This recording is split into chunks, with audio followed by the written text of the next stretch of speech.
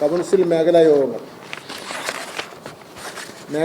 നടത്തി, കൗൺസിലർമാരുടെ മേഖലായോഗങ്ങൾ നടത്തി അവരുടെ അഭിപ്രായങ്ങൾ എന്താണെന്ന് സംബന്ധിച്ചിടത്തോളം ഒരു വിവരം ശേഖരിക്കണമെന്ന് മുഖ്യമന്ത്രി നിർദ്ദേശം നൽകിയിരിക്കുകയാണ്. അപ്പം അതുകൊണ്ട് കുട്ടികൾക്കെതിരായിട്ടുള്ള അതിക്രമങ്ങൾ തടയുന്നതിനും അവരുടെ മാനസികാരോഗ്യം ഉറപ്പാക്കുന്നതിനും വകുപ്പ് പ്രത്യേക ശ്രദ്ധ നൽകുകയാണ്. സ്കൂളുകളിൽ കുട്ടികളുടെ പ്രശ്നങ്ങൾ കണ്ടെത്തുന്നതിനും പരിഹരിക്കുന്നതിനും നിയോഗിക്കപ്പെട്ട സ്കൂൾ കൗൺസിലർമാരുമായും സംവദിക്കുന്നതിനായി 3 മേഖലാ യോഗങ്ങൾ ചേരും. അപ്പോൾ അവർക്ക് അറിയാം, അവരെ രഹസ്യമായിട്ട് പറഞ്ഞ കാര്യങ്ങളാണ്. പല കാര്യങ്ങളും അവർ പുറത്ത് കയറി കൗൺസിലർമാർ പറഞ്ഞിട്ടില്ല. നമുക്ക് ഒരുപാട് വിവരങ്ങളുണ്ട്. പല വിവരങ്ങളും പറഞ്ഞു കഴിഞ്ഞാൽ വളരെ പ്രശ്നമുണ്ടാക്കുന്ന പല വിവരങ്ങളാണ്.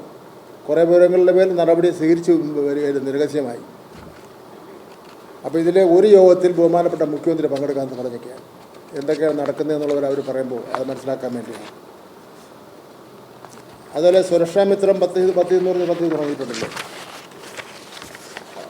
അതൊരു ബോക്സ് പോലെ, ഒരു കംപ്ലൈൻറ്റ് ബോക്സ് പ്രിൻസിപ്പാളുടെ മുറിയിൽ വയ്ക്കുക, അത് അങ്ങനെ ചെയ്യുന്നുണ്ട്. അതല്ലാതെ കുട്ടികൾക്ക് വീട്ടിലിരുന്നുകൊണ്ട് തന്നെ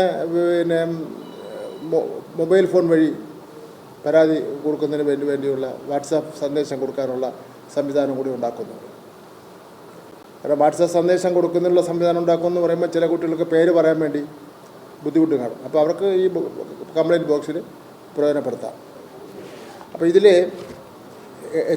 പ്രിൻസിപ്പാൾമാരും ഒക്കെ ഇത് വാങ്ങി കയ്യിൽ വെച്ചുകൊണ്ടിരുന്നാൽ ശരിയാവില്ല. ഒരാഴ്ച ഒരിക്കൽ തന്നെ ഇത് പരിശോധിച്ച് ആവശ്യമായ നടപടിയിലെത്തി പോകേണ്ടതായിട്ട്.